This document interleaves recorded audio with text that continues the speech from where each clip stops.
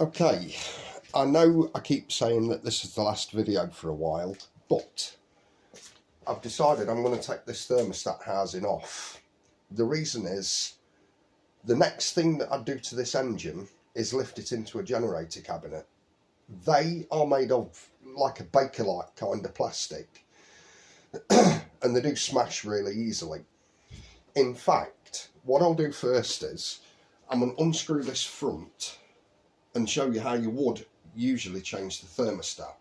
Now, I'm half expecting this to smash because I don't think I've had one yet that hasn't broke when I've tried to change the thermostat. As far as I'm aware, I haven't got a socket that will fit that, which most people don't have. So I'm going to use a pair of grips, okay, and it just unscrews anti-clockwise. That's undone. Wow, first time in ages I've had one that hasn't broken. So you would unscrew that, and there is the thermostat. Okay, so the thermostat just goes either in there, I think it was stuck to the face of that, and then just pushes in, and there's a hole for it at the back. I'm going to get rid of that thermostat because it's old. I'm going to put that on the workbench so that I don't break it if I don't have to. The next thing I'm going to do is I'm going to release this pipe. So there's a Jubilee clip that you undo, and I'll show you something about this thermostat housing that's different to some of the transit ones. So that is the Jubilee clip released, kind of.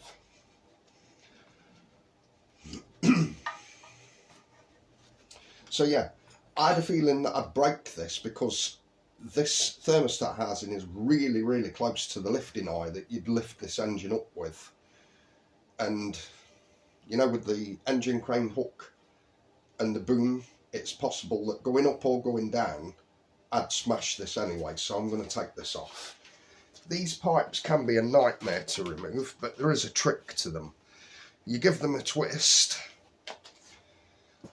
and if you can't twist it by hand, you put a pair of grips on the pipe and twist it with the grips, and then just pull. The twisting is to release the tension between the material of the pipe and the plastic, and then obviously you just pull it off. Right, next step. It has got, let me just have a look, a 13mm bolt there, 13mm bolt there, and that will come off. And then I'll show you that difference between this one and the standard, I'd say, transit ones. If I can find my ratchet and socket. For anyone that's going to ask, I like my extensions because I like my knuckles to be away from anything that I could smash them on. Obviously, if you're in a little tight, confined space, then you can't use an extension. But I like to use an extension where I can to keep my hand away from things so that I don't bust my knuckles on things. So that's loose. That should technically, yeah, just pull off. There is a rubber O-ring that goes in the bottom. So to put this back on, all I'd have to do is replace that rubber O-ring in there, put it back on, tighten the two bolts. That's probably when it's going to smash if I tighten it up too much. So that's something you've got to be careful of. Okay, so I'll be a good boy and I'll put the bolts back where they belong, in the block, or should I say in the head. Always a good thing to do. If you're leaving an engine for a while and you're not exactly sure where the bolts go, put the bolts back in when you've taken a component off. So the difference between this and a normal thermostat housing for a standard transit, I don't know whether this has got something to do with it being turbo or whether it uses an ECU, but on the side facing the injectors, it's got a temperature probe, temperature sensor, or sender. That's the usual one. So when that's in place, the temperature sender wire that goes back to the gauge on your dashboard would plug into there, go across the top of the injectors and in through the firewall. This extra one here, I think, is for the ECU, because the transit that I've got outside doesn't have an ECU, and it's not got that one fitted with the white plug. These are both the same, they're both water temperature senders. I don't know whether that white one's got different temperature parameters in it or resistance parameters, but that is one that isn't on a normal non-ECU transit van. That one is the hardest one to get to, ironically. I don't know why they don't put the original one there and then the extra one for an ECU there, because it's very unlikely that you'd change the ECU one unless it was really running rough. So I will put that on the bench with the cap and leave that for a moment. Right, shall we take this rocker cover off? Yes, I think we will. So the last time I took something off, which was the air intake manifold, what I did, I scraped around in the gap near the injectors with a screwdriver and a paintbrush, and I just dusted it all off and got rid of all the rubbish. Right, let me see. I'll just move the camera around so that you can see a little bit more. Okay. Right, so you know that this rocker top's got to come off and be replaced because the filler cap is bent. The filler neck is bent and will leak. Fair enough, I could probably get away with banging that back into place and welding it, which I might do. But the filler cap's stuck in as well, where it's been smashed off. So to get that out, the easiest way is take this rocker cover off, put a bar down inside the filler neck from the inside and smash that out, and then just tap this face back into shape, you know. So this rocker cover, it's got 10mm bolts all the way around it, and again with my extension I will just take them bolts out. I'll put them in a pile on the floor, and then I will put them back where they belong, but without the rocker cover. So they're all in odd places. Behind this, there's like cutouts that have been dinted in on purpose, you know, the shape of the moulding, and there's a bolt in those cutouts. Now, on the banana engines, where the intake comes across the top of here, these are hard to get to, whereas the intake that we've got on this engine, as you know, if I just hold it in place, doesn't really affect you getting to the bolts to the rocker cover, but the banana pipes do. The banana pipes cause a little bit of problems. It's a little bit more difficult to get to all the components on a banana pipe engine than it is this intake system.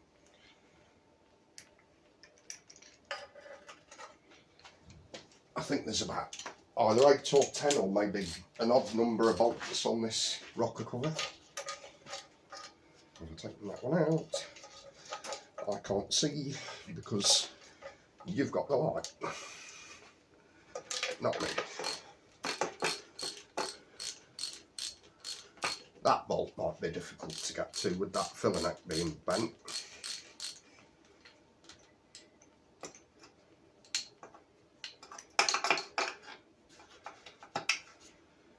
I'll just put that down there. When this engine's in place in a van, this back bolt here is a nightmare to get to, because this back one is up against the firewall and hidden by the like the insulation that's in the van, you know, in the engine bay. and it's a bit of a nightmare to get to. If you're not used to these vans, you forget that that one's there because it's hidden. This one's not so bad because it's a few inches in from the edge or from the back.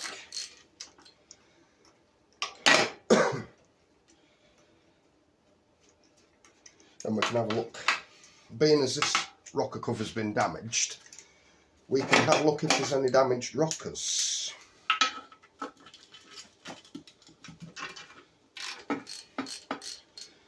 Now, I can already feel that this rocker cover's loose-ish, and it's still got a couple of bolts left in it. Sometimes you can tell just by tapping your tools against them whether they are loose or not. That bolt was very loose. These transit vans are renowned for rattling. The engines are anyway. Yeah, that's going to be a nightmare to get to. Let's drop the extension off and see if we can get to it that way. That bolt isn't exactly, it's not got a very good head on it, so I've got to be careful.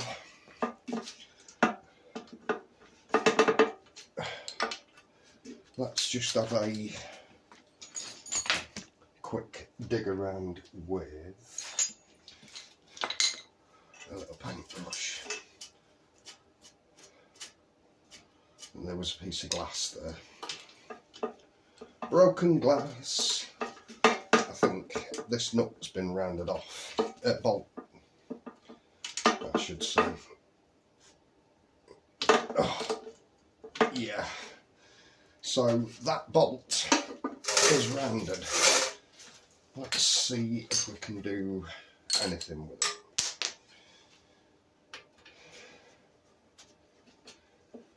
it. See, with that being bent, it's hard to get to as well.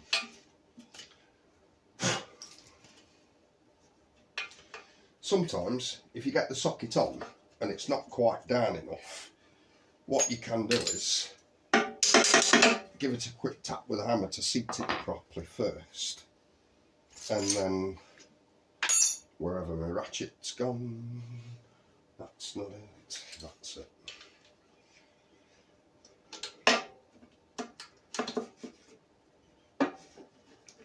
There we go. When I put that bolt back in, I might put it in a bit better place to get to it, with it being a bit rounded. Is that loose? Kind of.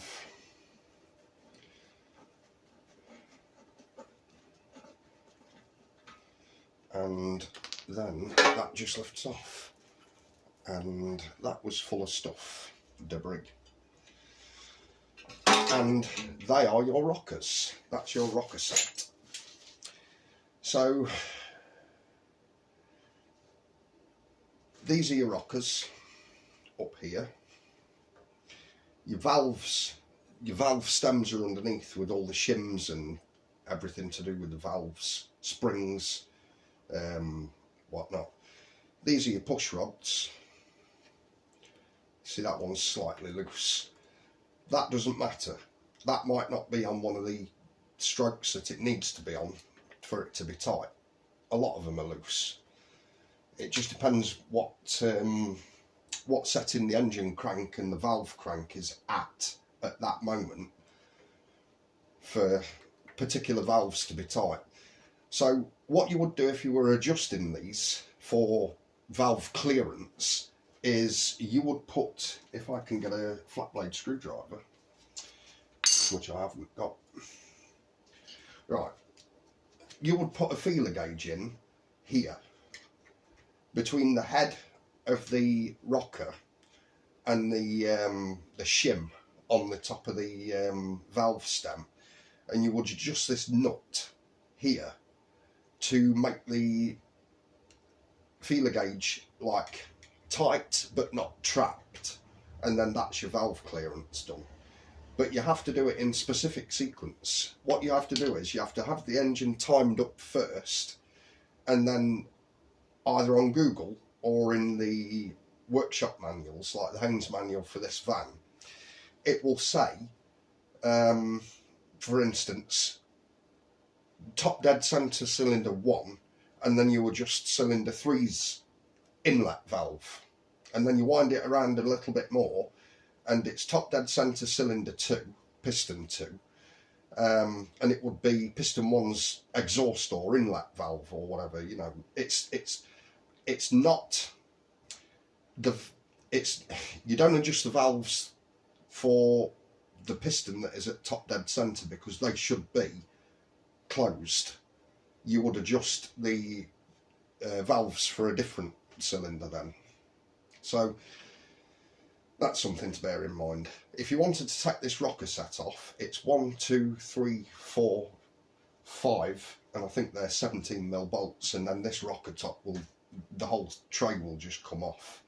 All the rockers will come off. Then these push rods are just loose. You just pull them out, check them, you know, you probably roll them around on a flat surface with this edge here hanging off to see if they're bent or straight. You really want them all straight. It's suggested and recommended that you do one push rod at a time, because as with the valve guides and the shims and everything, the rockers, the whole set, you're adjusting these rocker tops, the hammers, to compensate for the wear on the shims and on the push rod. So if you put the first push rod in the second position, that might be completely off.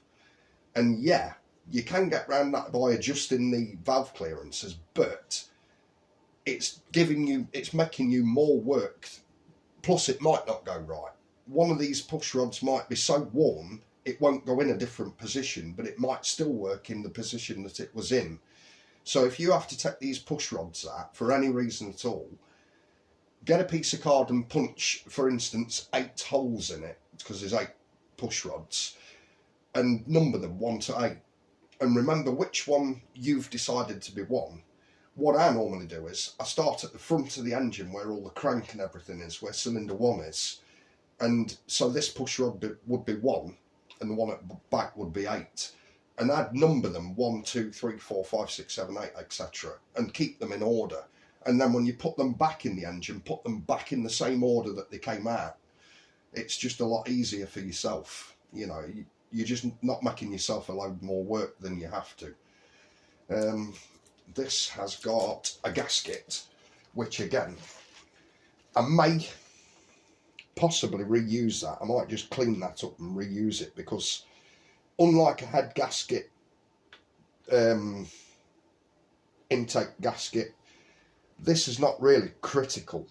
This is just to stop oil spilling out all over the place, you know. But you can, I mean, these aren't clamped down with a great deal of pressure. You can get away with sometimes cleaning these gaskets up and putting them back on. So I'm going to put that on the workbench out of the way.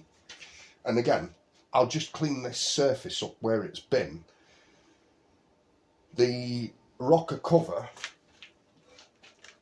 I will have a look to see if I can fix that, or if it's too far gone.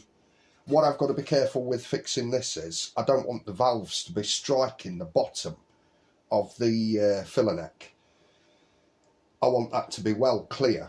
So I might just get a completely new rocker cover for this, or used but new to this engine. One that's, you know, in a bit better condition, because this is bent, it's got a hole in it, the filler cap's stuck. It might well just be easier for me in the long run to just replace this with a different one that's the right shape and not damaged, because I don't know. So now that can go on the pile with all the scrap. And apart from the engine mount that I can't get the rubber off, this engine is pretty much ready to go into the generator cabinet. I don't think I'm taking anything else off. What I may well do, if I turn it round, and just check that you can still see. Yep. I may well put the fuel injection pump back in for two reasons. One, this piece of plate here is very delicate without the fuel pump in. The fuel pump actually secures this piece of plate and stops this plate from being damaged. This plate really only has to deal on an everyday basis with rotational force on the timing belt. It's not designed to be flexed and you can't pick the engine up with this plate. I have had one of these where this front plate's cracked and smashed straight across, and this lobe, you might call, has completely come off.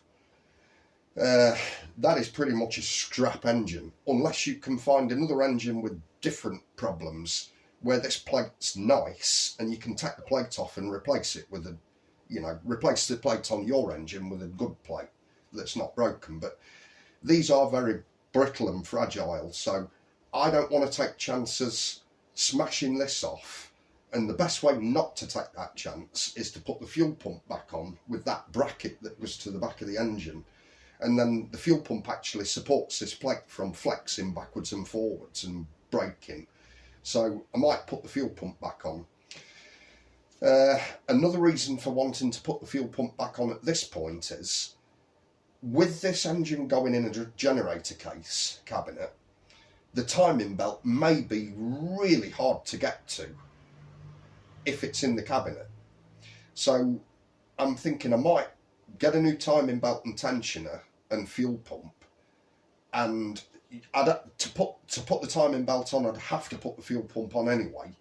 So what I might do, I might put the fuel pump on, put the tensioner on, time the engine up, put the timing belt on, and then got to put this engine in the cabinet, because then at least I know it's all timed up so that if I do try to start it, it won't damage anything.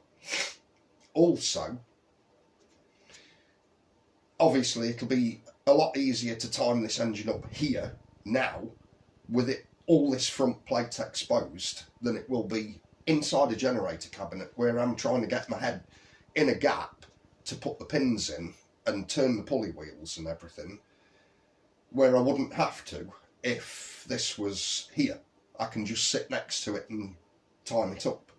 Obviously this fan is still being a nightmare and it still needs to come off. Yeah, apart from that, I don't think there's anything else that I need to take off at this point. The oil filter's still on and I will be replacing that, but I'm not going to replace it now. I'd rather leave the old oil filter on at the minute, because that's going to be full of oil anyway, and it's just going to make a right mess on the garage floor. I broke my drain pan. I dropped a BMW engine into it and smashed it by accident. I buzzed the wrong bracket off, and the engine crane was holding the engine up with that bracket, and it fell. And I smashed my oil sump pan, drain pan. So I'm not going to take the oil filter off.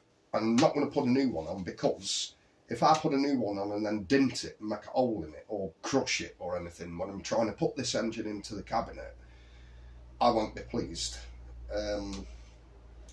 So I'm going to leave the old oil filter in for now, and I'll replace that when it's in the cabinet. At least if I unscrew the oil filter while it's in the cabinet, what I can do is I can mop the mess up, because the cabinet will catch the oil and it won't let it go all over the place, and then I can mop it up with like cat litter or rags at my leisure then, or I could even use it. As silly as it sounds, if you wipe engine oil around something steel, it pretty much stops it from rusting if it's not already rusted. So like if there's any fittings that I need, like these bolts for instance, engine oil's a perfect lubricator for bolts and stuff like that. If I want to lubricate a bolt, I can just take a finger full of the oil that's in the generator cabinet and wipe it round the bolt just to get the bolt in easier or whatnot. So I'll leave that oil filter on for now. There's pretty much nothing else apart from that troublesome fan to actually take off this engine. I'm not taking the rockers off because they don't need to come off. It was just the cover that was bent and broke. I'm not taking the water pump off unless this engine starts to overheat when it's in the generator. Then I'll have to. I don't really want to take the flywheel off, but I might do just to lower the weight of, the overall weight of the engine. So yeah, nothing's got to come off the bottom end, so I'm not taking the sump off. That's not dented, it's not broken, it's not damaged, so that can stay on. That'll save me having to buy another gasket for that. So apart from that, that is pretty much it. This is how the engine's going to stay now until I can get that Chinese engine out and put this in. So I shall let you know when I do that.